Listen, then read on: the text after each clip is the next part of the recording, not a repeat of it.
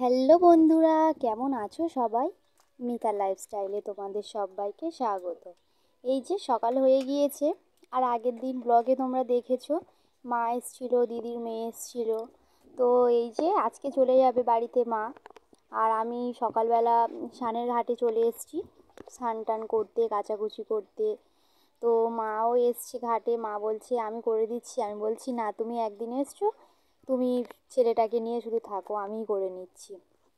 তো এই দিয়ে এদিকে দেখতে পাচ্ছ জলটা কি সুন্দর লাগছে, আর একটু রোদও হয়েছে হালকা, আর একদম জলের ধার কত সুন্দর দেখো, ফুল গাছ হয়েছে, কচু গাছ আছে, তারপরে এই যে লাল একটা কি গাছ এটা আমি জানি না, আর জলেতে একদম কুলপো শাক হয়ে রয়েছে, শান্তি শাক হয়ে আছে।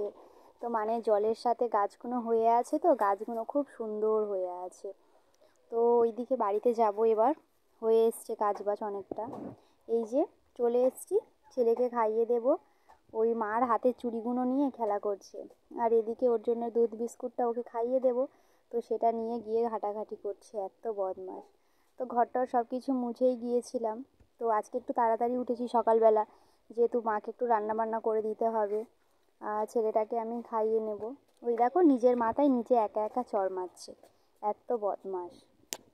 কারোর কথা শুনবে না, নিজের যেটা ইচ্ছে হবে নিজেই সেটা করবে, যেটা বারণ করবে সেটা আরও বেশি করে করবে, এত বদমাশ। এদিকে আমি দুপুরে রান্না বান্না জোগাড় জান্তি করে নিয়েছি। তো বাঁধাকপি চচ্চড়ি হবে, আর এই যে এদিকে মাছ রয়েছে, মাছের মাথা দিয়ে বাঁধাকপি হবে, মাছের ঝাল হবে, আর এদিকে ভাতটা হয়ে এসছে। তো আমি এদিকে এই যে মাছের ঝালটা বসিয়ে দিয়েছি, ভাতটা হয়ে এসছে।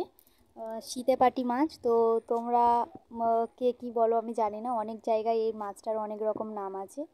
দুপুরবেলার খাওয়া দাওয়া সেরে এই যে দিদির মেয়ে বসে পড়েছে, এখন ও পেয়ারা মাখা করবে।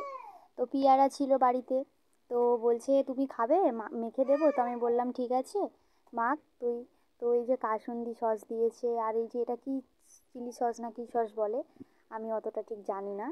তো এই সসটা দিয়ে ও পেয়ারা মাখছে, ও কিন্তু খুব সুন্দর করেই মাখে, কারণ মায়ের বাড়িতে একবার যখন গিয়েছিলাম, ও তো আমার মায়ের বাড়িতে ওখানেই থাকে, ওখানে থেকেই ও পড়াশোনা করে, আর খুব সুন্দর করে একবার মেখেছিল মনে আছে। তো সত্যি পেয়ারাটা খুব সুন্দর করে মেখেছিল, ওই যে বলছি হেব্বি হয়েছে পেয়ারা মাখাটা।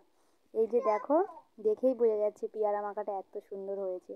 ওপর দিয়ে আবার কাঁচা লঙ্কাটা সাজিয়ে দিয়েছে, বললো এটা দেখতে আরও খুব সুন্দর লাগবে। এই যে রেডি হয়ে গিয়েছে, মা বললো যে তাড়াতাড়ি বেরিয়ে পড়বো, ছেলেটা তো এখন ঘুমাচ্ছে, উঠলে কান্নাকাটি করবে আমাদেরকে দেখলে। তো সেই জন্য মা দেরি করছে না, মা বেরিয়ে যাচ্ছে। তো খুব মনটা খারাপ লাগছে, ভালো লাগছে না, চলে যাচ্ছে, ছিল কত সুন্দর। তো এইদিকে মা বেরিয়ে পড়েছে দিদির মেয়েকে নিয়ে। মা ট্রেনে করেই যাবে, আমাদের এখান থেকে বেশিক্ষণ লাগে না, 1 ঘন্টা লাগে।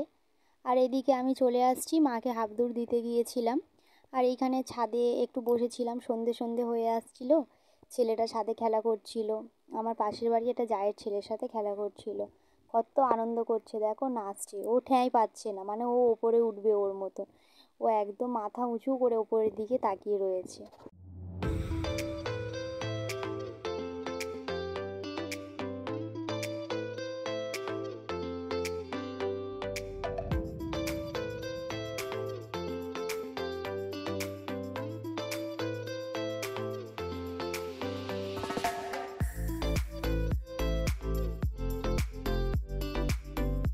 তো বন্ধুরা, ভিডিওটা ভালো লাগলে অবশ্যই আমাকে সাবস্ক্রাইব করবে, আর আমার পাশে থাকবে। আমার এই ছোট চ্যানেলটা যেন একদিন তোমাদের আশীর্বাদে অনেক বড় হয়ে ওঠে, তোমরা প্লিজ সবাই আমাকে সাপোর্ট করবে।